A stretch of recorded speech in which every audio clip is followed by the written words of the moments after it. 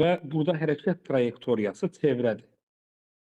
Çevrə boyunca cisim hərəkət edir. Burada əsas məsələlərdən biri çevrə üzrə hərəkətdə hərəkət istiqamətini nəzərə almaqdır. Burada ola bilər ki, cisim saat əqrəbi istiqamətində hərəkət eləsin, ola bilər ki, cisim saat əqrəbinin əksi istiqamətində hərəkət eləsin. Yəni hər iki hərəkət mümkündür. Sadəcə biz diqqətli olmalıyıq, çünki bəzən suallarda indi özünüz görəcəksiniz, istiqamət çox şey dəyişir. Bəzən səhv istiqamət götürüb sualları səhv yazmaq mümkün ola bilir. Çevrə üzrə hərəkətdə bilməyimiz lazım olan dostlar 5 dənə parametr var. 5 dənə parametr var. Onlardan birincisi nədir? Birincisi period məsələsidir. Hətta buna dövr etmə periodu deyirlər. Mən qısaca period yazıram. Period nədir şagirdlər? Period çevrə üzrə bərabər sürətli hərəkətdə bir tam dövrə sərf olunan zamandır. Yəni A nöqtəsindən başlayan bir cisim fırlanır və təzədən A nöqtəsinə gəlir. Bu hərəkətə sərf elədiyi müddətə period deyilir. Period böyük T hərfi ilə işarə olunur və düsturu T bölünsün N-dir şagirdlər. Buradakı balaca T nədir? Balaca T zamandır. N isə böyük N dövrlərin sayıdır. Yəni zamanı dövrlərin sayına böldükdə biz dövr etmə periodunu almış oluruq şagirdlər. Dövr etmə periodu adından da göründüyü kimi, daha doğrusu tərifindən göründüyü kimi zamandır. Zamanın vahidi nədir? Saniyədir. Hansı cihazdan ölçüləcəkdir? Saniyə ölçən vasitəsilə ölçüləcəkdir. Skalyar kəmiyyətdir. Bilirsiniz ki, skalyar da zaman müsbət skalyar kəmiyyətdir, onu da qeyd etmək lazımdır. Və şagirdlər, həyatımızda bizlərin istifadə etdiyi bəzi periodlar var. Məsələn, mexaniki saatlardakı əqrəblərin periodu. Əqrəblərin periodlarını bilirikmi dostlar? Məsələn, saat əqrəbinin periodu. Saatın saat əqrəbinin periodu 12 saatdır. 12 saat dəqiqə ilə desə 720 dəqiqə. Və ya dəqiqə əqrəbinin periodu nə qədərdir şagirdlər? Dəqiqə əqrəbinin periodu 60 dəqiqə. 60 dəqiqədir, yəni 1 saatdır. Saniyə əqrəbinin periodu nə qədərdir? 1 dəqiqə. Saniyə əqrəbinin periodu 1 dəqiqədir və ya 60 saniyədir. Yəni biz bunları əzbərdən bilməliyik. Yer kürəsinin 2 dənə fırlanma hərəkəti var. Bir, öz ox ətrafında, yerin öz ox ətrafında fırlanma hərəkətinin periodu 1 sutkadır. O da bərabərdir 24 saatdır şagirdlər. Yerin günəş ətrafında fırlanma periodu isə nə qədər olacaq dostlar? 5 gün. 1 ildir, bəli, 365 gün 6 saatdır. Hər ildə 6 saat artıq qalır. 4 ildə də 24 saat artıq qalacaq. Yəni 4 ildə bir əlavə bir gün olunur. Fevral ayının bilirsiniz 29-dan olur. Bu hər ildə 6 saatın artıq qalması üzündəndir. Bu periodları şagirdlər əzbər bilməyimiz lazımdır. Əlaqəli suallar ola bilər burada. Məsələn, deyir ki, yer kürəsi öz ox ətrafında bir dəfə dövr etdikdə saatın saat əqrəbi neçə dövr edər? Məsələn, belə suallar olur. İndi yer kürəsinin öz ox ətrafında fırlanma periodu 24 saatdır. Saatın saat əqrəbinin periodu isə 12 saatdır. Deməli, bir dövrü 12 saat eləyirsə, yəni 12 saatda bir tam dövr eləyirsə, 24 saatda neçə dövr eləyəcək? 2 dövr eləyəcək. Belə əlaqəli sualları da rahat bir şəkildə yazmaq olar. Mənim sizə məsləhətim budur şagirdlər, istənilən əqrəblə bağlı sual, yəni saatın əqrəbi ilə bağlı olan hər hansı bir sualda həmişə çalışın ki, periodu qrafda yazasınız. Sual nə ilə bağlı olur olsun? Nisbətlərini soruşa bilər, xətti sürəti soruşa bilər, fərqi yoxdur. Hamısında çalışın ki, əqrəbin periodunu qrafda qeyd edin, o sizin işinizə 90% yarayacaq. Period dediyimiz şey, dostlar, belədir. İkinci bizə lazım olan kəmiyyət nədir? İkinci lazım olan kəmiyyət dövr etmə tezliyidir. Yəni, qısacası tezlik. Tezlik nədir? Tezlik vahid zamanda dövrlərin sayına bərabər olan kəmiyyətdir. Düsturu N bərabərdir, N bölünsün T şəklindədir. Burada böyük n dövrlərin sayıdır, tez zamandır. Balaca n isə nədir dostlar? Dövr etmə tezliyidir. Ne değildi o? Digər mövzularda növ kimi göstərirlər n-i. Rəqs mövzusunda falan belə növ kimi göstərirlər. Amma çevrə üzrə hərəkətdə balaca n-lə işarə olunur. Yaxşımı dostlar? Dövr etmə tezliyi n-dən işarə olunur. Tezliyin vahidinə baxsaq, dövrlərin bu arada sayı, yəni n-in vahidi yoxdur şagirdlər. Dövrlərin sayının vahidi yoxdur. Çünki o bir saydır. Sayın vahidi olmaz. Vahidi saydır yazılır, vahidi yoxdur. Deməli, əgər n-in vahidi yoxdursa, zaman da zaman da saniyədir, olacaq 1 bölünsün saniyə. Ya da saniyə üstündə -1. Digər rəqs mövzularında da ən çox istifadə olunan hertzdir. Hertz. Bunların hamısı tezliyin vahididir. Tezliyi hansı cihazla ölçmək olar sizcə? Vahidində, yəni saniyə olduğuna görə tezlik də Saniye. bəli, saniyə ölçən vasitəsilə şagirdlərin birindən soruşdum keçən dəfə əyani dərsdə, deyirəm tezlik nə ilə ölçülür? Deyir ki, 1 bölünsün saniyə ölçən. Cihazı tərsinə çevirdi. Bu da başqa bir zəkadır. Saniyə ölçən vasitəsilə ölçülür tezlik şagirdlər və tezlik də təbii ki, bir zaman cinsindən olan bir kəmiyyətdir. O da skalyar kəmiyyətdir. Tezlik və periodun düsturlarına baxanda maraqlı bir şey qarşımıza çıxır dostlar. Periodun düsturu nətərdir? T bərabərdir, T bölünsün n-dir. Bəs tezliyin düsturu nətərdir? N bərabərdir, n bölünsün T. Yadda saxlamaq üçün belə deyirik, T-də T yuxarıdadır, N-də N yuxarıdadır, qarışdırmayasınız deyə. Və bu düsturlardan görünür ki, bu kəmiyyətlər bir-birinin nəyidir? Tərsidir. Ona görə də T əksi yox, tərsi, yandırma, 1 bölünsün N yazmaq olar, N də bərabərdir, 1 bölünsün T yazmaq olar. Deməli, məsələn, tezlik 4 dəfə artsa, period 4 dəfə nə edəcəkdir? Azalacak. Azalacaqdır. Deməli, T ilə N tərs mütənasibdir və ya eyni şəkildə N ilə T də tərs mütənasib asıldır şagirdlər. İndi ilk iki əsas kəmiyyətimizi öyrəndik. Bununla bağlı bir dənə nümunə eləyə istəyirsiniz görək. Bura qədər qeyd elədiniz. Sualı olan varsa soruşsun şagirdlər. O zaman bir dənə nümunə eləyək sizinlə bir yerdə. Sual belədir, deyir ki, çevrədir və mavi nöqtə çevrə boyunca hərəkət eləyir. A nöqtəsindən, A nöqtəsi verilir burada, bir dənə də B nöqtəsi verilir. A nöqtəsindən deyir B nöqtəsinə saat əqrəb istiqamətində çevrə üzrə bərabər sürətlə fırlanan maddi nöqtə 0,2 saniyəyə gəlir. 0,5 gəlirə qiymət verək ki, daha yaxşı olsun, 0,5 saniyə olsun. A-dan B-yə deyir 0,5 saniyə ərzində gəlir. Siz deyir, burada tezliyi hesablayın, sual belədir. Tezliyi tapın. Kimin fikri? 4/1'inin 0.5 saniyeye gedibsə, Aha, bir tam dövrə 2 saniyə sərf eləyər. tamamilə doğrudur. Deməli, period 2 saniyə. Tezlik də periodun tərsi olduğuna görə 2/1 saniyə, yəni 0.5 saniyeye gedəcək.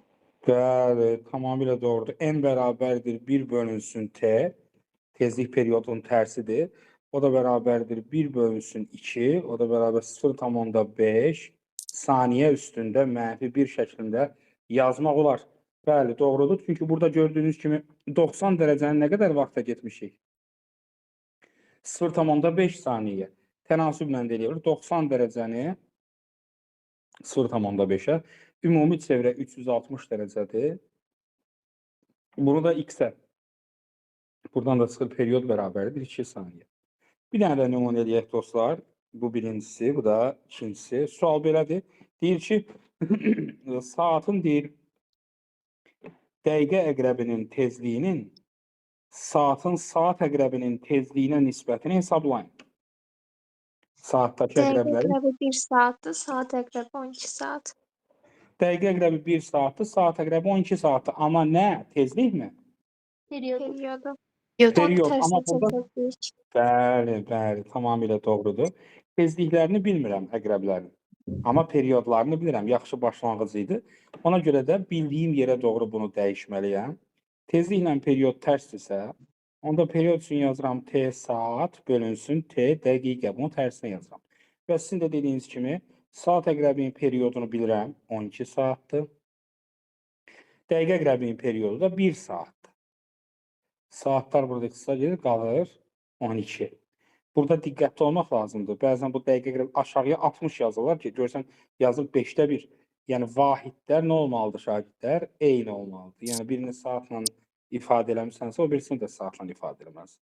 Deməli, period tezlik məsələsi belə. Nümunələri qeyd elədinizsə, davam edirəm şagirdlər. Keçirəm növbəti səhifəyə. Çox sağ olun. Üçüncü başlığımız gəlir. Bizim bilməyimiz lazım o üçüncü kəmiyə. Xətti sürət. Xətti sürət. Xətti sürət əslində bizim bildiyimiz adi sürətdir. Biz sürət haqqında tərif deyəndə yadınızda demişdik ki, bir tam dövrə sərf olunan zaman nə idi? Periyod idi, elə? Və sürətin özü nə idi? Sürət nə olan şey idi? Sürət gedilən yolun zamana nisbəti idi. Yəni, 1 saniyədə qət edilən yol idi xətti sürət. Yəni, bizim bildiyimiz V. V bərabərdir. Yolla ifadə eləyəndə necə yazırdıq? V bərabərdir L bölünsün T. Yəni, gedilən yolun zamana nisbəti. Çevrə üzrə hərəkətdə də cisim hərəkət eləyəndə müəyyən qədər yol qət edir. Məsələn, deyək ki, A nöqtəsinə hərəkətə başlayır, gəlir B nöqtəsinə. A-dan B-yə gedəndə, özünüz də görürsünüz, burada müəyyən qədər nə var? Məsafə var, yol qət edir. Ona görə də bu məsafəni zamana böləndə xətti sürəti tapmış oluruq. V bərabərdir L bölünsün T. İndi maraqlı bir şey eləyəsiniz sizinlə. Deyək ki, cisim A nöqtəsindən fırlanır, təzədən A nöqtəsinə qayıdır. Onun getdiyi yol nə qədər olur? 2 pi. Ay maşallah. Deməli, tam bir dövr vurursa cisim, onun getdiyi yol olacaq 2 pi. Bəs yaxşı, A-dan çıxıb təzədən A-ya qədər qayıtdığı zamana nə demişdik? Yer. Necə? Yer. Bəli, bizim gör bu düsturda, bax fikir versən, düsturda sadəcə L-in yerinə 2 pi yer yazmışamsa, yəni çevrənin tam uzunluğunu yazmışamsa, həmin uzunluğa sərf olunan zamanın da yerinə periyod yazmalıyam. Çünki bir tam dövrə sərf olunan zaman periyoddur. Periyodun tərsi nə idi? Tezlik. Tezlik idi. Onda periyod, yəni burada 1 bölünsün periyodun əvəzinə, tezlik yazsam, tezlik vurma kimi olacaq. 2 pi r-in. Və ya tezliyin düsturunu yerinə yazsam, tezliyin düsturu necə idi? N bölünsün T. Olacaq düstur belə. Xətti sürətin düsturlarını aldım. Gedilən yolu, yəni qövsün uzunluğunu zamana böldüm. Tərifdə də bəzən belə deyirik ki, vahid zamanda qət edilən qövs uzunluğuna xətti sürət deyilir. Və adi bizim bildiyimiz, yəni kinematikada öyrəndiyimiz əsl mənadakı sürət, yəni yola görə sürətdən bir fərqi yoxdur əslində. Yəni qiymət olaraq yola görə sürət şəklində hesablanır. İndi buradakı əsas məsələlərdən biri nədir? Çevrə üzrə hərəkətdə şagirdlər sürətin ədədi qiyməti dəyişmir. Yəni bu çevrəni indi mən burada təzədən çəkim. Məsələn, deyək ki, cisim çevrə boyunca nə qədər hərəkət icra edirdiniz, değil mi? Məsələn, bu yuxarı nöqtə götürək. Saat əqrəb istiqamətində fırlanırıq deyək ki. Saat əqrəb istiqamətində fırlanırıq. Bu nöqtədə, bu yuxarı nöqtədə sürətin istiqaməti hara doğru olacaq? Sağa doğru olacaq. Bəs ən sağdakı nöqtədə hara doğru olacaq? Aşağı doğru olacaq. Aşağı nöqtədə sürətin istiqaməti hara doğru olacaq? Sola doğru olacaq. Bu kənar nöqtədə də xətti sürətin istiqaməti yuxarı doğru yönələcək, düzdürmü?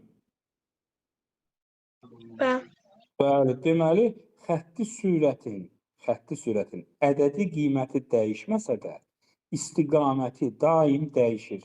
Xətti sürəti çevrəyə toxunan istiqamətdə yönəlir həmişə və toxunan nə deməkdir? Toxunan o deməkdir ki, radiusla 90 dərəcə əmələ gətirsin. O görürsən, 90 dərəcə.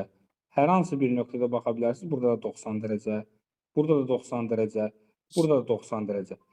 Xətti sürətin şagirdlər istiqaməti dəyişdiyinə görə biz onu əslində şeylə ifadə edə bilmirik. Yəni, belə deyək də, V üstündə ox bərabərdir, konstant bu ifadə ilə yaza bilmirik. Əvəzində nə edirik? Nətər yazırıq bilən varmı? Konstant olurdu. Modulda V bərabərdir konstant olur. Nəyə görə sizdə? Qiyməti dəyişmir. Ay maşallah. V başında oxla bərabərdir konstant yazılanda bu ifadə doğrudur. Amma birbaşa vektorial formada yazılanda yanlışdır. Çünki istiqamət daim dəyişir.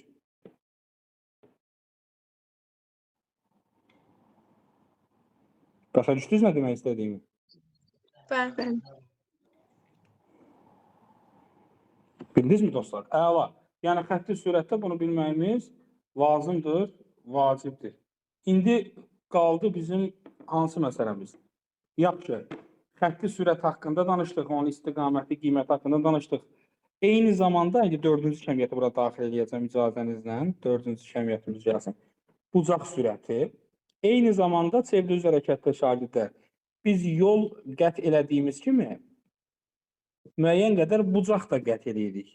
Yəni bu bizim çevre düz hərəkət. Deyək ki, gəlirik A nöqtəsindən B nöqtəsinə. A nöqtəsindən B nöqtəsinə bu saat əqrəb istiqamətində gələndə bizim vektorumuz, radius vektorumuz gördüyünüz müəyyən qədər bucaq çizir burada. Deyək ki, bu delta fi bucaq dəyişməsi. Delta fi'dir. Yola görə sürəti tapanda biz nə edirdik? Yolu zamana bölürdük. Bucağa görə sürəti tapanda nə edəcəyik? Bucağı zamana böləcəyik. Bucaq sürəti omega hərfi ilə işarə olunur. Balaca W kimi yazılır. Omega bərabərdir delta fi bölünsün delta t. Yəni ki, dönmə bucağının, bəzən bunu deltanı, yəni başlanğıcı 0 qəbul edib belə də yazırlar. Fi bölünsün t də yazmaq olar, heç bir problem yoxdur. Burada bu hərfin adı nədir? Fi'dir. Nədir fi? Dönmə bucağı. Ay, sağ ol. Dönmə bucağıdır. T zamandır. Omega nədir dostlar? Omega da bucaq sürətidir. Dönmə bucağı, yəni fi'nin vahidi 1 radiandır. Fizikada dərəcədən daha çox radiandan istifadə olunur. Transporter vasitəsilə ölçülə bilər, həndəsədən bilirsiniz. Ondan sonra T zamandır. Zamanın vahidi 1 saniyədir. Onda bucaq sürətinin vahidi nə olacaq? Radian bölü saniye. Ay Radian bölü- maşallah. 1 radian bölünsün saniyə. Bu da vahidləridir. İndi bayaqlarım. Xətti sürətdə elədiyim analogiyanı burada da istifadə edəcəm. İndi baxına qaram. Omega bərabərdir. Fi bölünsün t. Yəni bucağı zamana böləcəm. Yaxşı. A nöqtəsindən çıxıb bir tam dövr eləsə, yəni yenidən A nöqtəsinə gəlsə, nə qədər bucaq qət eləyər bu cisim? 360. 360. 360 dərəcə. Fizikada radianla deyirik. 360 dərəcə neçə pi'dir? 2. 2. Ay maşallah. Onda deyək ki, A-dan çıxıb A-ya gəldi. Nə qədər faza, Bir. yəni nə qədər bucaq getdi? 2 pi. Düzdürmü? A nöqtəsindən çıxıb A-ya qədər keçən zamana nə demişik? T. Periyod. Periyod demişik. Bax gördünüz? 2 pi bölünsün T düsturu alındı. Əslində yeni bir düstur deyil. Burada da 2 pi bucaqdır. Bucağın yerinə 2 pi yazmışam. Zamanın yerinə də periyod yazmışam. Periyodun özü də bir zamandır.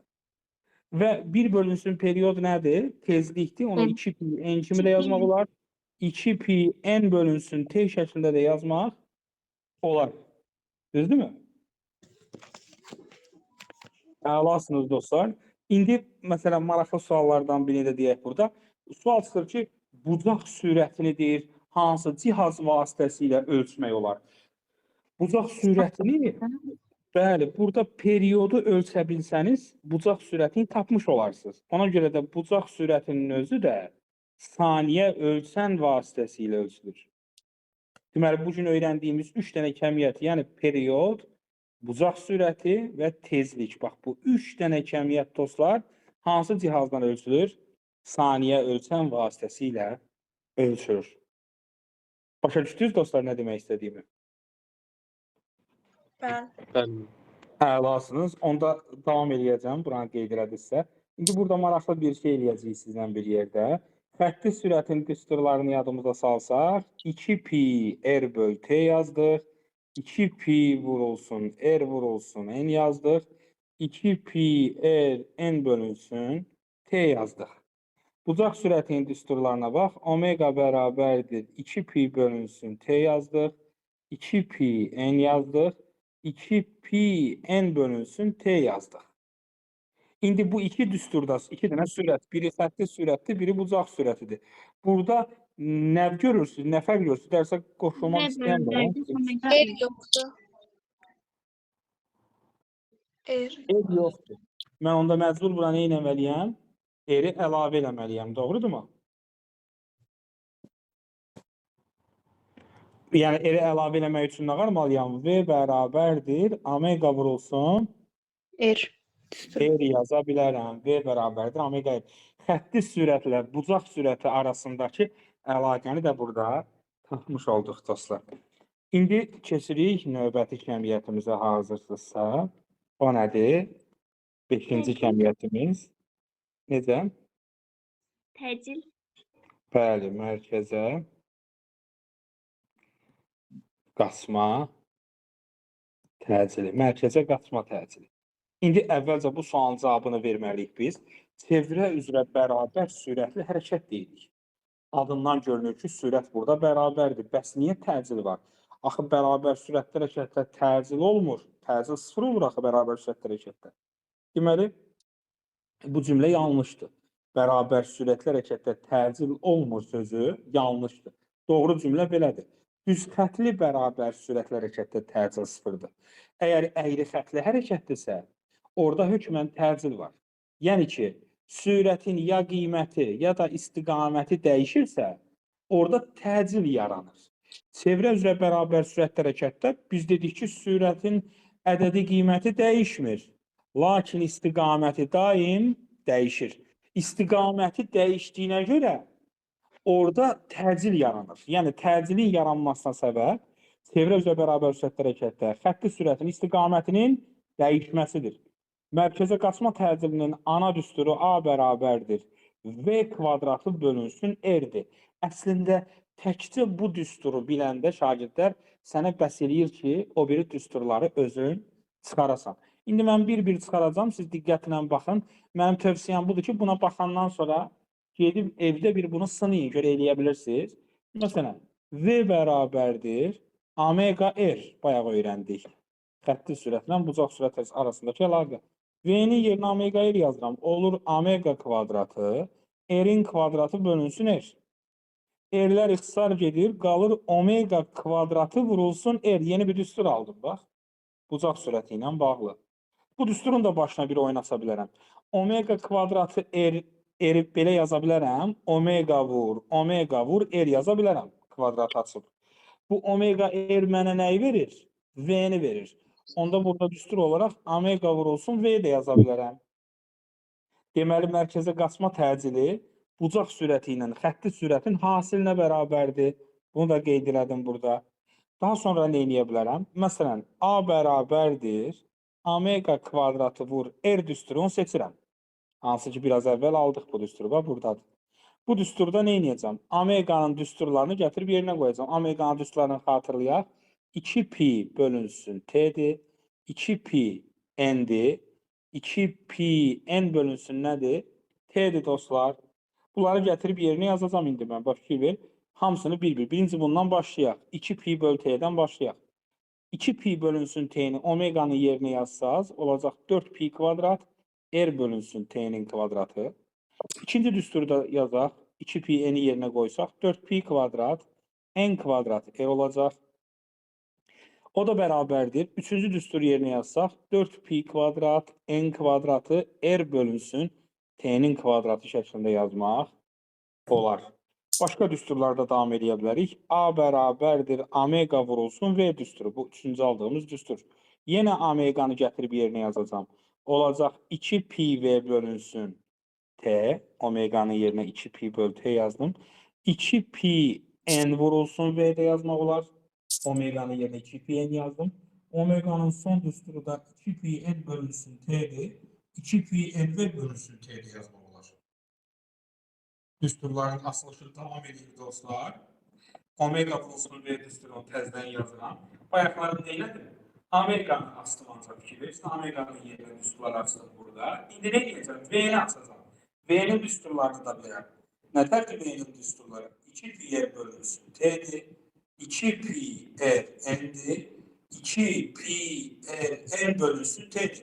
Bu düsturların hamısını gətirib yerinə yaza bilərəm. Olacaq 2 pi r omega bölü t, 2 pi r n omega, 2 pi r n omega bölünsün t. Baxın, mərkəzə qaçma təcili bəlkə də fizika kursunda, yəni bu orta məktəb fizika kursu deyək də, orada ən çox düstura malik olan şeylərdən biridir. Nə qədər düstur çıxartdıq. Amma təkrar edirəm, düsturlar biraz sizə çox görünə bilər, bu normaldır.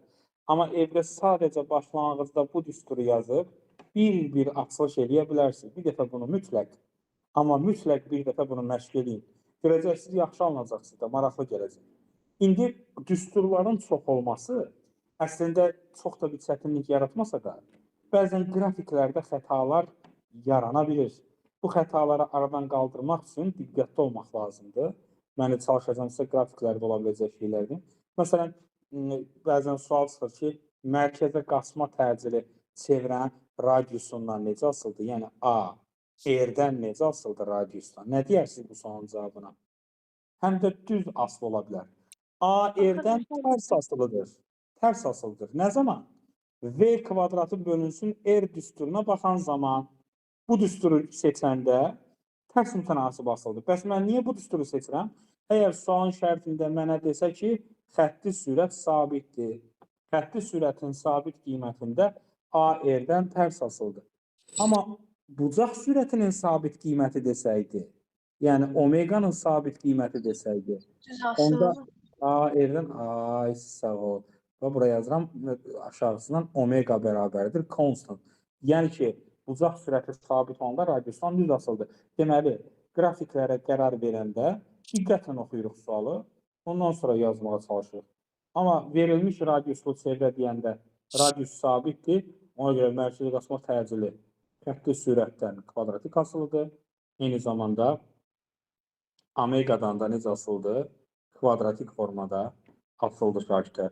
Və yaxud da məsələn deyir ki, verilmiş radiuslu çevrədə təcil perioddan necə asıldı?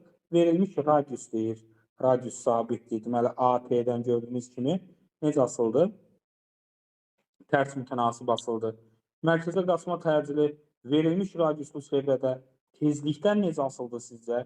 Baxın, tezlik var burada. Üstündə 2 var. Necə asılı olmalıdır? Kvadratik asılı olmalıdır. Bəli, yəni qrafikləri çəkəndə şagirdlər tələsməyə ehtiyac yoxdur. Bura qədər başa düşürsünüzmü dostlar? Bəli. Əlasınız. İndi bu fizikada belə deyək də, çevrə üzrə hərəkətdə lazım olan 5 dənə ana kəmiyyəti öyrəndik. Perioddur, tezlikdir, xətti sürətdir, bucaq sürətidir, mərkəzə qaçma təcilidir. Mərkəzə qaçma təcili haqqında bir adından da görünən istiqamət də burada əlavə edeyim. Mərkəzə qaçma təcili çevrə üzrə hərəkətlərə doğru yönəlir şagirdlər. Adından da görürsünüz. Mərkəzə doğru yönəlir A-nın istiqaməti bax. Mərkəzə doğru, mərkəzə, hər yerdə mərkəzə doğru. Deməli, mərkəzə qaçma təcili haqqında da xətti sürətdə elədiyimiz şey deyə bilərik. A bərabərdir konstant yazmaq yanlışdır. Bu ifadə yanlışdır. A bərabərdir modulda konstant yaza bilərik. Gördünüz? Yəni, təcilin istiqaməti dəyişir, amma ədədi qiyməti dəyişmir. Ona görə də bu ifadələri diqqətlə nəzərə almaq lazımdır və çevrə üzrə bərabər sürətli hərəkətdə xətti sürətlə təcil arasındakı bucaq nə qədərdir sizcə? 90. Ay maşallah, 90 dərəcədədir. Xətti sürət hansı istiqamətdə yönəlirdi? Toxunan istiqamət. Toxunan istiqamətdə. Yaxşı, sizə bir dənə də sual. Bəs hansı hərəkətdə bucaq 0 idi? Təcil eyni istiqamətdə olur. Ona görə 0 dərəcə deyirik. Yavaşlayanda bir-birinə əks olur. 180-dir. Çeviriş hərəkətdə biri toxunandır, biri mərkəzədir. Arasındakı bucaq nə qədərdir dostlar? 90 dərəcədir. Müəllim, Buyurun. təcil həmişə mərkəzə yönəlir demədik. Dedik. Bəs niyə sabit götürmədik təcili? Təcili nəsə? Qəşəng sualdır, bəli. Çünki üzü mərkəzə doğru yönəlir, üzü. Amma vektora bax. Məsələn, A nöqtəsi.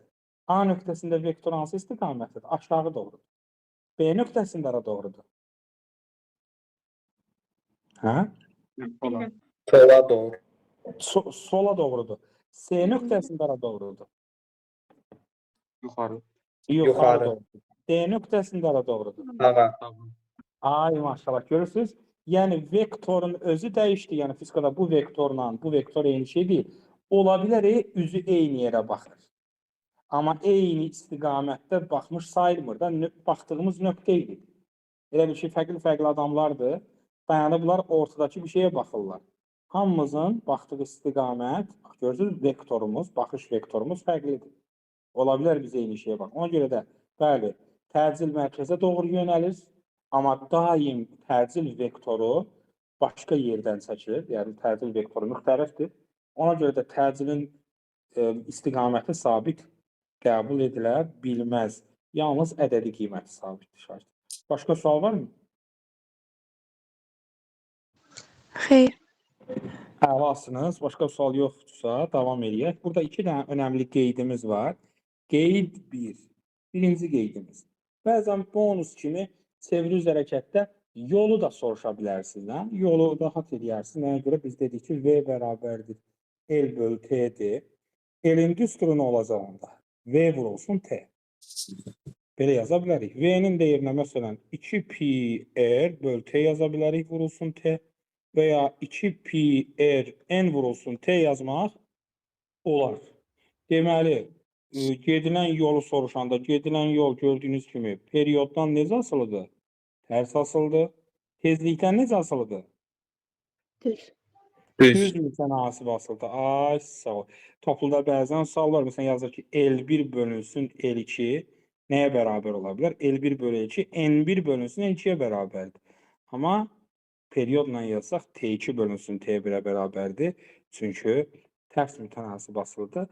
Bir dənə də önəmli qeydimiz nədir şagirdlər? Bunu da mütləq qeyd eləmək lazımdır. Qeyd 2.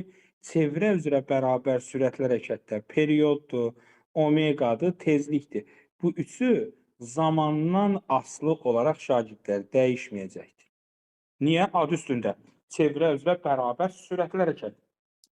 Yəni sən birinci dövrü 10 saniyə getmisənsə, ikinci dövrdə 10 saniyə getməlisən ki, bərabər sürətli bir hərəkət alınsın. Üçüncü dövrdə 10 saniyə, yəni sənin periyodun sabit qalmalıdır. Əgər periyod sabitsə, tezlik də sabitdir. Uzaq sürətdə sabitdir şagirdlər. Ona görə də bu üçü zamandan asılı deyil dostlar. Yadda qalar müşahidə modulu zamandan asılı deyil və ya təcilin modulu zaman asılı deyil, əlavə eləyə bilərik. Bunlarla bağlı çalışırlar şimdi çox da sual salınmasın, çünki biz onların ümumi olaraq sabit olmadığını qeyd edirik uşaqlara. Amma yenə modul deyilərsə bu qrafiki cavab kimi götürmək olar. Səhifəni dəyişə bilərəm dostlar, başqa sualınız varmı? Müəllim, Buyurun. o qrafik asılı deyil qrafikdə, yoxsa sabitdir? Eyni şey. Asılı deyil demək ki, sabitdir deməkdir. Nəyə görə? Çünki sən burada zamanı dəyişirsən, periyod sabit qalır. Sabit qalır, dəyişmir. Eyni zamanda periyod zamandan asılı deyil. Yəni zaman dəyişsə də periyod dəyişmir. Hər iki ifadə doğrudur. Başqa var mı sualınız? Xeyr. Əlasınız. İndi 5 başlıq öyrəndik. Yəni 5 dənə əsas kəmiyyətimizi öyrəndik. Keçirik 6-cı başlığımıza. 6-cı başlığımız disk və kürə suallarıdır şagirdlər. Disk və kürə.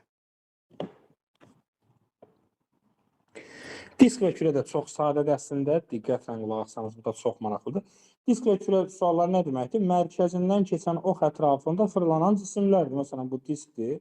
Burada bir dənə kürə çəkək. Kürə ilə diskin fərqini bilirsiniz. Disk deməli müstəvi fiqurdur, dairə. Amma kürə isə fəza fiqurudur. Yəni 3 ölçülü fiqurdur. İndi deyək ki, bu diskdir birincisi. Bax, burada diskin üzərində nöqtələr götürürəm. Məsələn, 1 nöqtəsi, 2 nöqtəsi, bu da 3 nöqtəsi. Və bu disk mərkəzindən keçən ox ətrafında o kompüterin içərisinə saldığımız CD, DVD-lər var, məsələn. Onlar yerində fırlanır, düzdürmü? Onlar fırlananda onları disk hərəkət kimi qəbul eləmək olar. İndi deyək ki, saat əqrəb istiqamətində fırlanır. 1 nöqtəsi fırlanıb gəlir 1-ə, 2 nöqtəsi fırlanıb gəlir 2-yə, 3 nöqtəsi də fırlanıb gəlir 3-ə. Bunların hər üçü çıxdıqları nöqtəyə eyni vaxtda qayıdırlar. Yəni, bütün nöqtələrin periodları bir-birinə bərabərdir. Eyni zamanda tezliklər bir-birinə bərabərdir. Eyni zamanda omeqalar bir-birinə nədir? Bərabər. Bəli, bərabərdir. Dövrlərin sayı eyni zaman müddətində Bərabərdir. hər üç nöqtə bərabərdir. Və bunlar bərabərdir. Bəli. Bunlar bərabər olan kəmiyyətlərdir. Bəs yaxşı, 1, 2, 3-ə baxıram. Hansı daha çox yol gedir? Birinci daha çox yol gedir, ikinci yoxsa üçüncü? Üçüncü. İkinci daha çox. Ay maşallah. Deməli, mərkəzdən uzaqlaşdıqca nöqtələrin qət elədiyi yol artır. Getdiyi yol çoxdursa, deməli onun sürəti də böyükdür. Təcil. Demək onun təcili də böyükdür. Bunlar Yəni, deməli, radiusdan mütənasib asılıdırlar. bəli, tamamilə doğrudur. Deməli, disk üzərində hərəkəti nəzərdən keçirəndə periodlar, tezliklər, omeqalar bərabərdir bütün nöqtələrdə. Amma sürət və təcil mərkəzdən uzaqlaşdıqca radiusla düz mütənasib asılı olaraq artır. Düz mütənasib asılı olaraq artır. İndi kürədə də həmin şeydir əslində. Sadəcə kürədə mərkəzindən keçən ox ətrafında deyək ki, fırlanır. Bax, bu ox ətrafında fırlanır və kürəni biraz dekorasiya eləyək ki, görünsün kür olduğu. Məsələn, burada nöqtələr götürsək, 1 nöqtəsi, 2 nöqtəsi və 3 nöqtəsi. Bəli, burada çevrənin mərkəzi oxdan götürüləcək. Baxın, görürsünüz. Bax, bu formada fırlanma hərəkəti icra edirlər. Eyni şeydir şagirdlər. Yəni, burada yazdığımız ifadələrin hamısını kürəyə də aid eləyə bilərsiniz. Burada da radius böyüdükcə, bax, görürsünüz, birincinin radiusu, radius oxdan götürülür bu arada. Baxın, radiusu, üçüncünün radiusu ən böyükdür. Deməli, radius artdıqca sürət də, təcil də, yəni xətti sürət və təcil də artacaq, digərləri bərabər qalacaq şahidlər. İndi disk kürəklə də dediyim kimi çətin bir şey deyil. Buna aid bir dənə nümunəyə baxaq istəyirsiniz sizinlə bir yerdə. Deməli, nə tərəf suallar çıxa bilər bizə imtahanda? Ya ki, bir dənə bizə çevrə example yazaq buradan. Bizə bir dənə çevrə verir belə.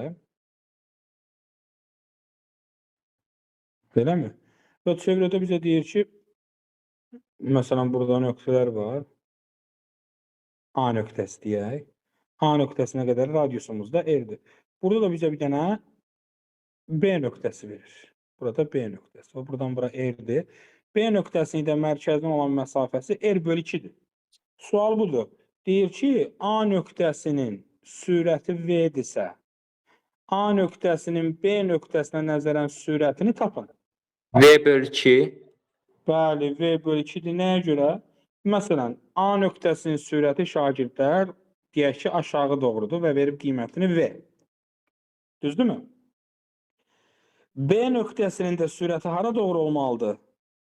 Aşağı doğru olmalıdır. Amma nə qədər olmalıdır? V bölünsün 2. Niyə V bölünsün 2 olmalıdır? Çünki radiusu böyük olanın sürəti böyükdür. B nöqtəsində radiusu 2-dir və kiçikdir deyə sürət 2-dir və kiçikdir. Amma məndən nisbi sürət istəyir. Nisbi sürət nə deməkdir? Nisbi sürət o demək ki, bir cismin digərinə nəzərən sürəti. Hər ikisi eyni istiqamətdədir. Eyni istiqamətdə olanda sürətləri nə edirdik? Çıxırdıq. Çıxırdıq. Ona görə də cavab olacaq V bölünsün 2. V bölünsün 2. Ola bilər ki, bu nümunəni belə versin. Bax, belə bir nümunə də ola bilər. Bax. Bir dənə çevrəmiz var deyək ki, burada. Bizə deyir ki, A nöqtəsi buradadır. Radiusumuz R-dir. Bura O nöqtəsi, bura R. Burada bir dənə B nöqtəsi var deyir. Buna da radiusu R bölünsün 2-dir. Burada soruşsa ki, A nöqtəsinin B nöqtəsinə nəzərən sürəti nə qədərdir? R. R-dir. A nöqtəsinin sürəti deyir V-dir. A-nın B-yə nəzərən sürətini tapın. Sizcə cavab nə olardı? 2. R bölü 2. R bölü 2 mi? V olayaq.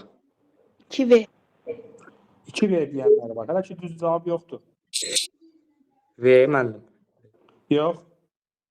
V bölü 2. Tamamilə səhvdir. Verib, V verib. Həmişə şəkil çəkməyə çalış. Deyək ki, A nöqtəsinin sürəti aşağı doğrudur və V-dir. B nöqtəsi gördüyünüz kimi A nöqtəsinin radiusu nə qədər idi? R qədər. B nöqtəsinin radiusu nə qədərdir? R bölünsün 2 qədər. Yəni B nöqtəsinin radiusu 2 dəfə azdır. Azdırsa sürət də 2 dəfə nə olmalıdır? Az olmalıdır. V bölü 2. Amma yuxarı doğru olmalıdır.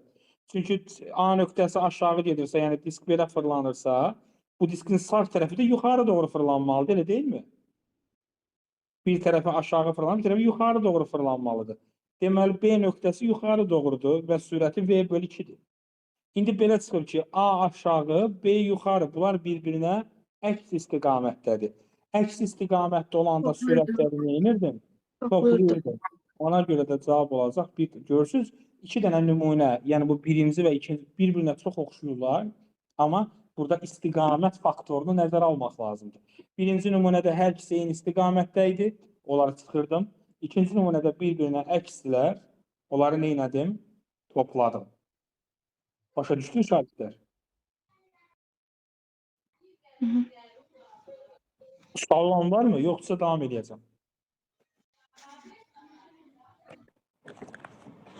Əlasınız. Getdik. Neçənci başlığa keçirik dostlar? 7-dirmi? Ha. Əla, qayışlı və ya çarxlı ötürmə də deyirlər. Qayışlı ötürmə. Bu da sadə şeylərdən biridir. Diqqətlə qulaq assanız. Qayışlı ötürmə o deməkdir ki, müxtəlif radiusa malik 2 dənə disk, yəni bu bizim birinci diskimiz, bu da bizim burada ikinci diskimiz, müxtəlif radius, biraz daha böyük çəkim. Bəli, müxtəlif radiusa malik 2 dənə diskimiz var və bunları kəmər vasitəsilə bir-birinə bağlayırıq. Məsələn, bu formada fırladırıq və bu da məcburdur ki, ikisi də bir yerdə neynəsinlər? Fırlansınlar. Gəlin buna deyək R1, yəni birinci diskimizin radiusu R1 olsun. İkinci diskimizin radiusu nə olsun? R2. 2 dənə müxtəlif radiusu diskimiz var. Bu ip yuxarıdan sağadırsa aşağıdan sola doğru fırlanmalıdır. Buna birinci disk deyək, buna da ikinci diskimiz deyək. İndi bunun üzərindəki ip fırlanır. İpin hər yerdə sürəti eynidir. Deməli, radiuslar müxtəlif olsa da 1 və 2 disklərinin xətti sürətləri bir-birinə bərabərdir. Və avtomatik sürətlər bərabərsə, bərabər zamanda getdikləri yollar da bir-birinə nə olacaq? Bərabər olacaq. Getdikləri yollar da bərabərdir. Amma yaxşı. İndi hansı daha çox dövr edəcək bunlardan? 1 mi, 2 mi? 2. Bəli, 2 daha çox dövr edir. 2 balaca daxı. 1-ə çatmaq, 1 dəfə dövr edəndə 2 daha çox dövr edəcək. Çünki məcburdur ki, 1 ilə eyni sürətdə getsin. Deməli, ikincidəki dövrlərin sayı birincidən çoxdur. Dövrlərin sayı çoxdursa, bildiyiniz kimi tezlik də dövrlərin sayı ilə düz asıldı. Tezlik də çoxdur. Tezlik çoxdursa, bəli, omega da çoxdur. Hətta təcil də, bəli, təcil də balacada böyükdür. Fikir verirsiniz, hər şey balacada böyükdür. Bir dənə period istisnadır. Periyod müəllim. T1 böyükdür, T2 olar. T1 böyükdür, T2 formasında yazmaq olar. Əgər rahat yadda saxlamaq istəyirsinizsə, belə deyirik ki, hər şey balacada böyükdür. Təkcə period böyük olanda böyükdür. Period dönməyə sərf olunan zamandır. Birinci daha gec döndüyünə görə onun periodu da çoxdur şagirdlər. Bəzən suallarda ola bilər ki, nisbəti də istəsə, yəni qiymət olaraq istəyə bilər. Deyir, məsələn, birinci disk 10 dövr eləyəndə, ikinci neçə dəfə dövr eləyən. Onu tapmaq üçün bu tərs mütənasiblikdən istifadə edəcəyik. N1 bölünsün N2 bərabərdir R2 bölünsün R1. Bu nisbətdən istifadə edib tapa bilərik. Məsələn, R1-in birincinin radiusunu verdi 3R, ikincinin radiusunu verdi R. Misalda belə verdi deyək ki, yəni bunu misal kimi eləyək. Və sual nətərdir? Deyir ki, birinci əgər disk 30 dövr edərsə, ikinci disk neçə dövr edər? 60.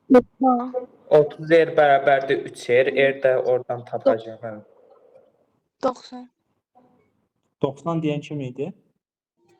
Mən, Humay. Humay xanım tamamilə doğrudur. 90 olacaq. Biraz sürətli düşünməyiniz istəyərdim məsələn nə mənada?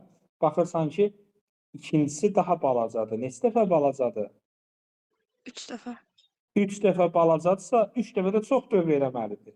Ona görə də 90. Kimsə 60 dedi bayaq buradan. Bayaq 60, elə bildim 2 deməlim ona görə 60 deyil. Hə, şöyle 3 yerdir. Ona görə də elə birbaşa yaza bilərsiniz. Yox, əgər xoşun gəlmədisə belə də eləyə bilərsən. 30 bölünsün 3R, n1 r1-ə böl bərabərdir x bölünsün r-ə. Düzdürmü? Bəli. 30 bölünsün 3R deyirəm. Tərsinə yazdım özüm də. 30 bölünsün 3R yox, n1 bölünsün r2. Yəni 30 bölünsün x-ə bərabərdir r bölünsün 3r-ə. Bunlar r-lər ixtisar gedir, x də bərabərdir 90-a. Yəni nisbətdən istifadə edib lambur-cumbur yazmaq olar şagirdlər. İndi bununla bağlı bir dənə samballı nümunə eləyə biləcəksiniz.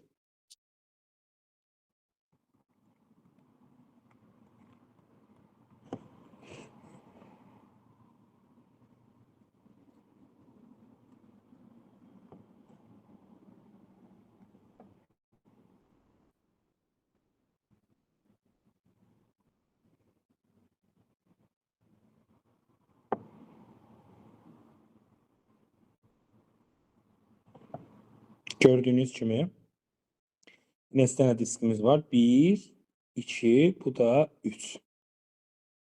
Sual budur ki, o 5 dənə kəmiyyəti, bayaqdan yazdığımız 5 dənə kəmiyyət var idi da, 5-ini də müqayisə edin. Periodları müqayisə edin, tezlikləri müqayisə edin, omeqaları, xətti sürətləri və təcilləri. Amma 3-ünü bir yerdə müqayisə edin. Yəni, məsələn, T1 böyüklü, T2 böyüklü, T3 üçü bir yerdə olsun, yaxşı mı? Görə eləyə bilirsiniz. Radiusları yazmayacağım. Necə? Radiusları yazmayacaqsınız. Yazmayacağım, xeyr.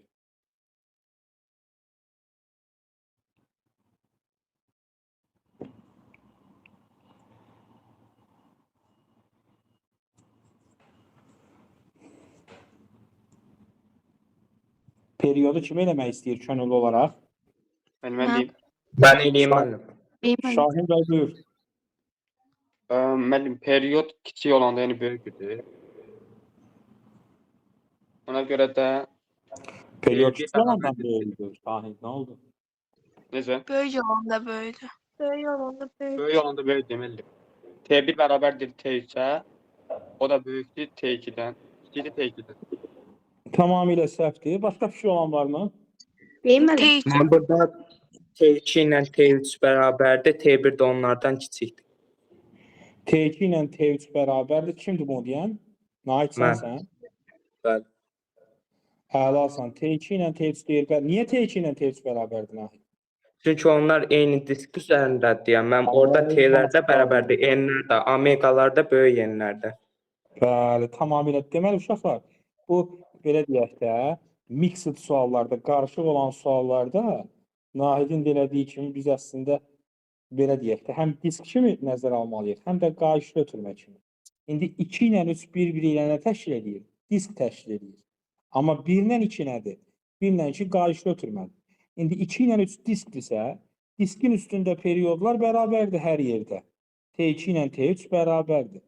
İndi 2 ilə 1-ə baxıram. 2 ilə 1 qayışlı ötürmədir. Qayışlı ötürmədə böyük olanın periyodu böyükdür. Gördünüz? İkili standart elədim burada. İndi davam edirəm. Tezliyi müqayisə. Tezliyi demək istəyən varmı Nahiddən başqa? Mən deyim. Deyim Kim məlim. sənsən? Humay. Humay xanım buyur. N1, N2 ilə N3 bərabərdir. N1 onlardan böyükdür.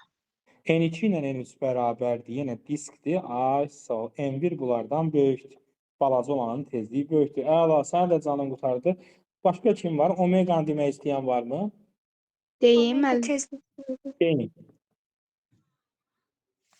Hansımız deyil? Röya sən deyilsən? Xeyr, amma deyə bilərəm. Yaxşı, deyirsən. Deyir. Tezliklə n olacaq. N2 bərabərdir N3, o da kiçikdir. Yəni omega 2 bərabərdir omega 3, o da kiçikdir omega 1-dən. Tezliklə eyni olacaq deyəndə həqiqətən də tezliyin dadını, yəni tamamilə eyni olmuşdu az qala. Omega 2 bəli. Sonra xətti sürəti demək istəyən varmı? Varmı xətti sürət demək istəyən desin? Mən deyim məlim. De. V1 bərabərdir V2-yə, o da böyükdür V3-dən. Tamamilə doğrudur. V1 bərabərdir V2-yə, o da böyükdür V3-dən. Çünki 1 ilə 2 qayışlı ötürmədir. Qayışlı ötürmədə sürətlər bərabərdir. 2 ilə 3 də diskdir. Diskdə mərkəzdən uzaqlaşdıqca nə olurdu? Mərkəzdən uzaqlaşanda sürət artırdı. Ona görə də belə Aytel buyur böyükdür. A2-dən o da böyükdür. Absolut tamamilə doğru. Şahidlər bunu mütləq qeyd edin. Belə deyək ki, kombinasiyalı sual qeyd elədirsə, artıq mən də yavaş-yavaş davam edeyim icazənizlə. Qeyd elədiniz? Hə. Bəli. Əla. Hər kəs yazdısa, neçənci başlığa keçəcəm indi dostlar? Bəli. 1 ilə 2 birləşdirmək olardı. 1 ilə 3-ü də birləşdirmək olardı. Heç bir qorxusu yoxdur. Niyə olmur ki? Buranın pozum əgər yazmışsınızsa, sənin xəttinə 1 ilə 3-ü də birləşdirəcəm. Fantaziyacılıdır. Baxın, bu 1-dir, bu da 1 ilə 3-ü birləşdirirəm belə bu formada.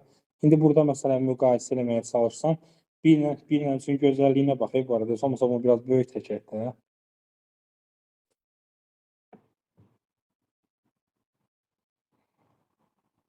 Hə, hamısı yəni oxşamasın.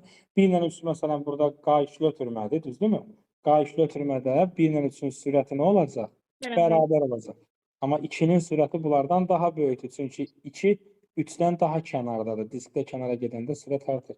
Məsələn, başqa kəmiyyəti müqayisə edək. A1 də eyni zamanda A1-in özü, yəni birincinin təcili 3-dən kiçik olacaq. Çünki qayışlı ötürmədə balaca olan təcili böyükdür. Mərkəzdən uzaqlaşanda da təcil artır. Ona görə 2-nin təcili daha böyükdür. Məsələn, perioda baxaq. Period 100% 2 ilə 3-də bərabərdir. T2, T3-ə bərabər, çünki diskdir. Böyük olanında periodu böyükdür. T1 də bunlardan böyükdür. Tezlikdə tərsi olacaq. M1 kiçikdir, M2 bərabərdir M3-ə. Omegada da eynisi olacaq. Omega 1 kiçikdir, Omega 2 bərabərdir Omega 3-ə. Başqa nəyimizdə qaldı mı? Yox, hamısını müqayisə elədik. Yəni, belə deyək də, sizə sistemi nə tələb verirsin, heç nədən qorxma. Sadəcə bu ikili standartlara diqqət elə. Yəni, 2 ilə 3-ü bir yerdə həll elə disk kimi. 1 ilə də bax, 3-ü qayışlı ötürmək. Çünki 1 ilə 3-ü qayışla birləşdiriblər. Yəni, ayrı-ayrılıqda baxıb həll eləməyə çalışsanız, topluluqda da onsuz da belə suallar var. Biraz məşq eləyin bunları. %100 rahat şəkildə işləyə biləcəksiniz şagirdlər. Davam edə bilərəm bizə? Buyurun. Onda bu diskdə 2 ilə 3-də bir dənə təcillər fərqli olur da. Bir də xətti sürət. Görsən? Xətti sürət də fərqlidir 2 ilə 3-də, görsən? Bəli. Çünki xətti sürətlə təcil diskdə müxtəlif olur, deyilmi? Xətti sürətlə təcil mərkəzdən uzaqlaşdıqsa nə edirdi? Artır. Artırdı, bəli, mükəmməl. Ona görə xətti sürətlə təcil disk üzərində müxtəlifdir. Başqa sualınız var mı şagirdlər? Mən deyim. Buyurun. Əgər 2 ilə 3-də, misal üçün ki, təcillər nisbətin 2 versə, onda deyə bilərikmi radiuslarında nisbəti 2-dir? Tamamilə doğrudur. Çünki diskdə bu ifadəni işlətdik, yəqin orasını qaçırdınız. Təcil də xətti sürətdə radiusla düz mütənasib asıldı. Düz bələm düz. Yəni, diskin üzərində məsələn, deyək ki, sənə bir dənə nöqtə verdi. Məsələn, B nöqtəsi. B nöqtəsinə qədər məsafə x-dir. Buradan da A nöqtəsinə qədər də məsafə x-dir. Məsələn, B-nin təcilini sürət deyirəm. B-nin təcilini AB, məsələn, verdi A. A nəyə bərabərdir səncə? 2-yə. Ay maşallah. Çünki təcil mərkəzdən uzaqlaşdıqsa radiusla düz asıldı. Bəlkə bu sual ağlına gələ bilər. Nəyə görə düz asıldı? Yəni, niyə xətti düz asılıdır? Çünki düsturuna görə. A-nın düsturu nətərdir? A bərabərdir omega kvadratı vurulsun R düsturuna görə. Niyə bu düsturu seçirəm? Çünki omegalar hər yerdə bərabərdir. Yəni, B ilə A-nın omegası eynidir. Onda təcil radiusdan necə asılı olacaq? Düz. Düz asılı olacaq. Bəzən şagirdlər belə eləyir, biraz qarışıqlıq yaradır. Deyir ki, A bərabərdir müəllim, V kvadratı bölər deyil. Deyirəm, aha, deyir müəllim, təcil radiusdan tərsi asıldı axı. Radius artanda təcil niyə artır? Niyə? Çünki bu düsturu orada istifadə eləmək olmaz. Nəyə görə? Çünki xətti sürət sabit deyil axı. Yəni, B nöqtəsi ilə A-nın xətti sürəti eyni deyil ki, sən deyəsən ki, R-dən tərs asılıdır. Yəni, mərkəzdən uzağa gedəndə həm radius artır, həm də sürət artır, özü sürət kvadratik artır. Ona görə təcil artır. Ona görə yaxşısı budur ki, A bərabərdir omega kvadratı vurulsun, R düsturunu istifadə edəsən burada, tamam mı? Bəli. Əlasınız. Davam edə bilər. Neçənci başlıq dediniz şagirddə? 8. 8-ci əslində sonuncu başlığımızdır. Əla. Çevrəni bu günlərim yüksək səviyyədə bitiririk. 8-ci başlıqda məqsədimiz var bir dənə əslində. Bunu başlıq kimi deməyək, yəni bonus başlıq da adlandıra bilərik. Kinematikadakı şeylərlə əlaqələndirəcəyik, yəni bu hərəkəti. İndi çevir üzrə hərəkət icra edirik biz, düzdürmü? Siz maddi nöqtə çevrə boyunca hərəkət edirik və bu çevrə üzrə hərəkətdə periodun hissələrinə baxacağıq. Məsələn, deyək ki, A nöqtəsindən hərəkətə başlayırıq, A nöqtəsindən və saat əqrəb istiqamətində hərəkət edəcəyik. İndi A nöqtəsindən təzdən A nöqtəsinə qədər gələndə keçən zamana nə demişik? T bölü 2-də burada mənim. Dostum, Period. suala bəli, A nöqtəsindən təzdən A-ya qədər gələndə perioddur, düzdürmü? Bəli. Əlasınız. Yaxşı, A nöqtəsindən bu C nöqtəsinə gələndə nə qədər vaxt lazımdır? T bölü 2. T bölü 2. Bəs A nöqtəsindən B nöqtəsinə gələndə? T bölü 4. Bəs D nöqtəsinə gələndə? T bölü 3. T bölü 3 deyən kim idi? 4-də O 3. kim idi? Ona Mən. edam cəzası verək də vaxtında, çünki çox yaşamaq ziyandır. Buyurun. 4-də 3T, bəli. İndi sualı belə dəyişirəm. A-dan B-yə gələndə nə qədər vaxt keçdi? 4-də 1T. 4-də 1T. Onda yazıram. Əgər T bərabərdir, T bölünsün 4 olsa, periodun 4-də 1-ində A-dan gəlirəm hara? B-yə. B-yə. A-dan gəlirəm B-yə. Burada 90 dərəcədir. A-dan B-yə gələndə sizcə nə qədər yol gedirəm? R kökdə 2. Yaxşı L fikirləş. bölü 4. Yaxşı fikirləş. A-dan B-yə gedəndə, şahidlər baxın, A-dan B-yə gedəndə qövsün bu hissəsini qaralayıram. Bax, görürsünüz, qaralayıram. Rahat görəsiniz deyə. Bu çevrənin neçə hissəsidir? 4-də 1-idir. Ona görə də 2 pi r bölünsün nə olacaq? 4 olacaq. Bunu səliqəli formada belə yazırıq da. Pi r bölünsün 2. Bəs yaxşı, yer dəyişmə nə qədərdir? R kökdə 2. Ay maşallah. Niyə r kökdə 2-dir bilirsiniz? Pisagor teoreminə görə. Pisagor yer dəyişmə. Bərabər yanlı düz bağlı söyləyəm. Ay maşallah. Bura r-dir, bura r-dir. R kökdə 2-dir. Bəs sürət dəyişməsi nə qədərdir desə? R kökdə 2, o da V ilə R eyni idi. Bəli, sürətlə yer dəyişmə eyni cürdür.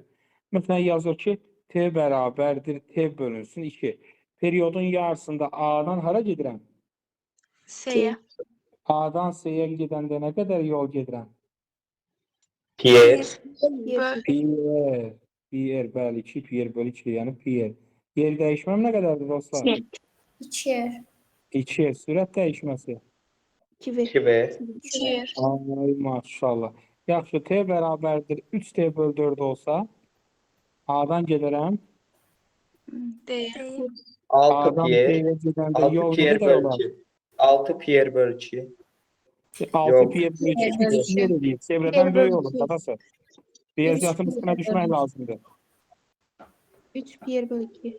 3 pi bölünsün 2 eləyəcək. 3 pi bölünsün 2. Niyə? Çünki hər bu 4-də 1 dilim var, pi bölü 2-dir. Pi bölü 2-dir, pi bölünsün 2-dir. Deməli, 3 pi bölünsün 2 var burada. Bəs yaxşı, yer dəyişmə nə qədər olacaq? R kökdə 2. 6 pi R kökdə 2. bəli.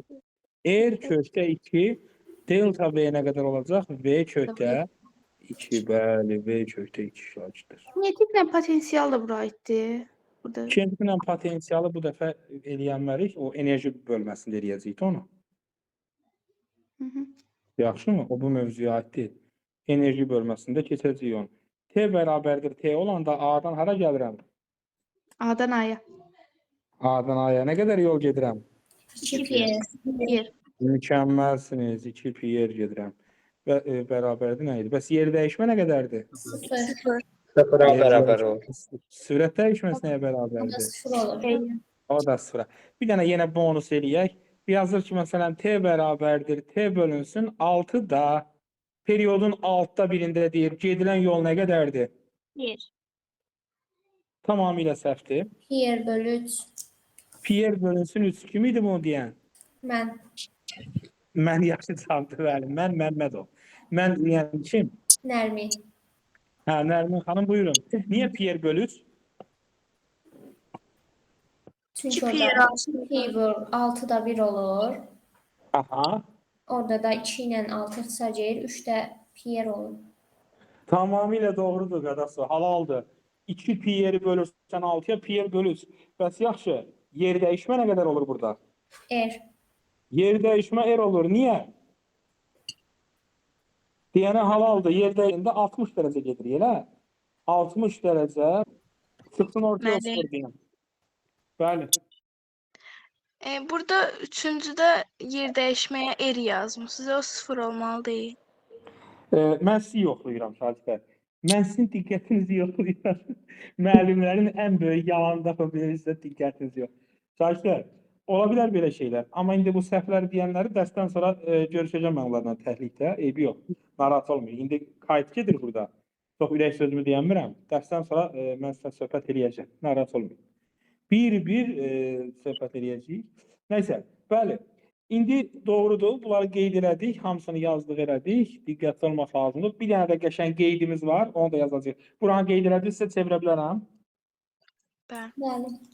Əlasız çevirim, əslində qeydə keçmədən gəlin bir dənə nümunə partadan istəyirsiniz. Görək nümunə kim eləyəcək? Deyir ki, yazın məndən bir yerdə, görək kim eləyəcək. Deyir, saat əqrəbini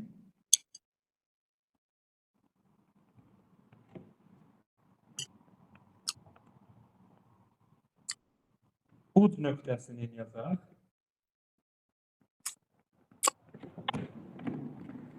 Doqquz saat ərzində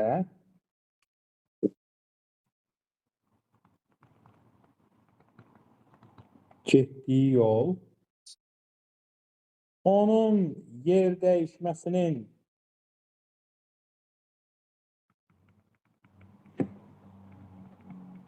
modulundan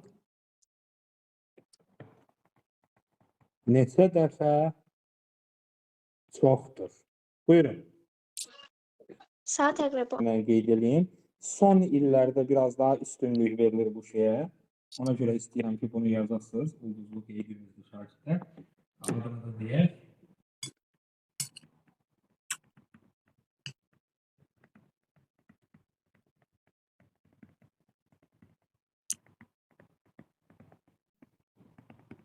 Sürüşmədən diyirlənən disk. Bunu mötərizdə bəzən maşın hərəkət edən maşının təkəri kimi də düşünə bilərsiniz.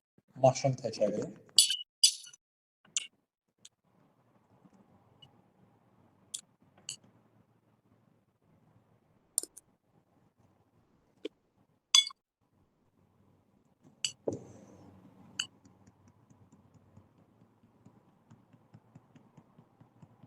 İndi dostlar, mənə diqqətlə qulaq asın, zəhmət olmasa.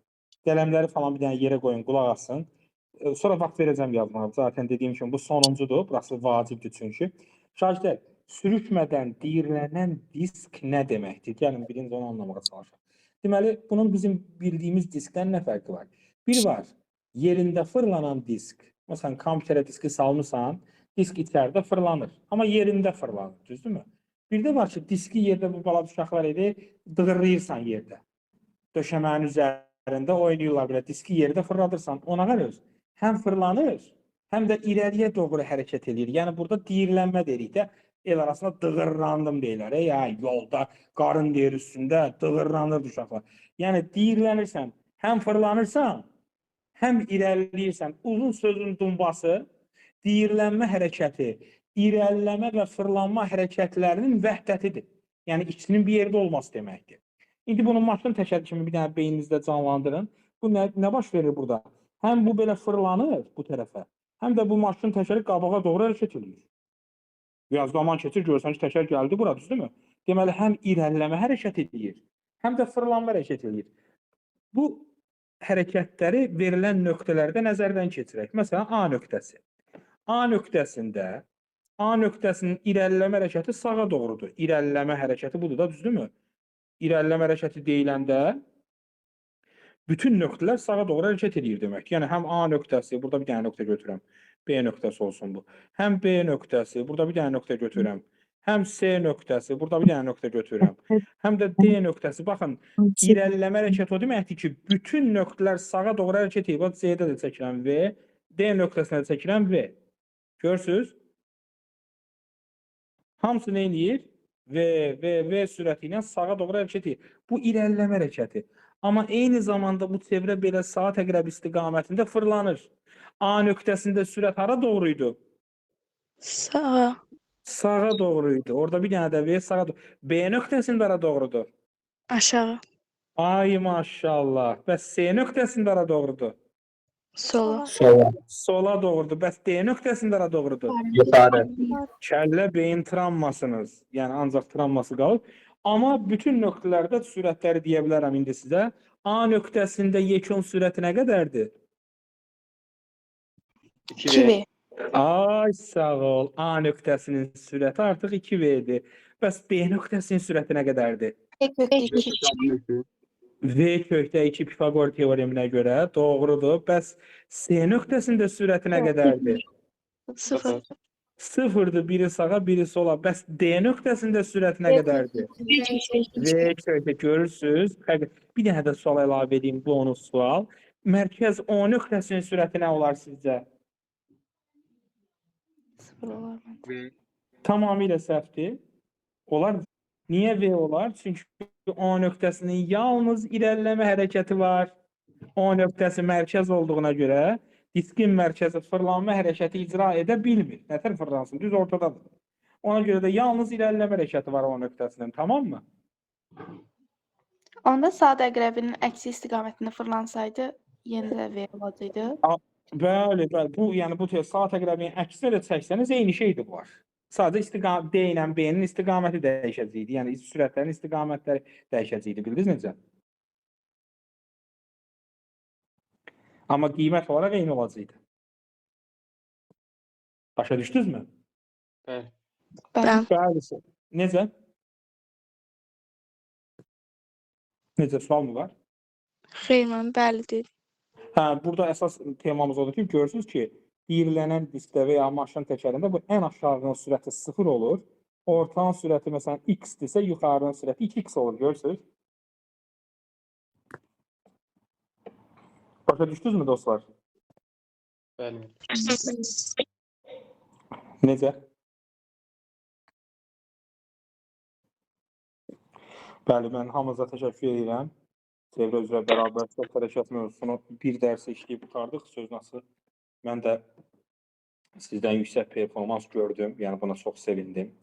Hamınıza təşəkkürlər. Ekran kaydını artıq burada saxlayaq.